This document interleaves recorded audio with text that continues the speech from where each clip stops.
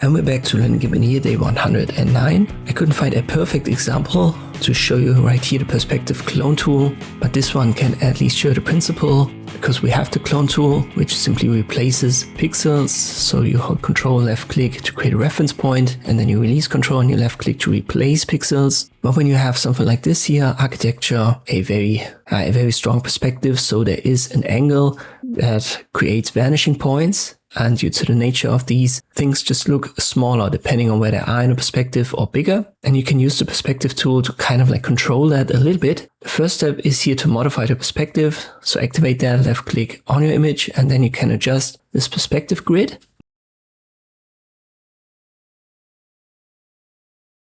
In this case, let me use the right hand side of the building at the bottom. So here's a very clear angle, and we can follow that quite well using this grid.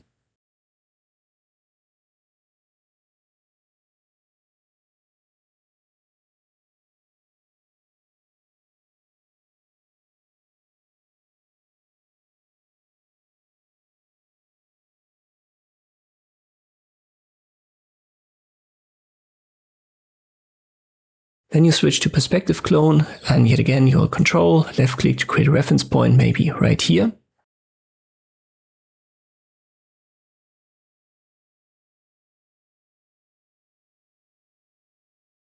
And then you release Control and you left click to replace it. So just like with the regular clone tool, but you can see the further you go right, the smaller these little rectangles become on the building. That's due to the vanishing point, the perspective. And this is what a perspective clone tool does. It simply factors that in. So the closer you are here to the left, the bigger these rectangles will be when you replace them. And as you move towards the right hand side, the clone tool will size them a little bit down according to the grid that you've created. So if I create here these left clicks, you can see they're getting a little bit sized down here and there so that it still fits our perspective. If you can't find this tool at all, go to Tools, Paint Tools, and in this list you should definitely find it, but it's usually in the same toolbox as the regular clone and the healing brush tool. I hope this video was helpful, thank you for watching, and I'll see you next time.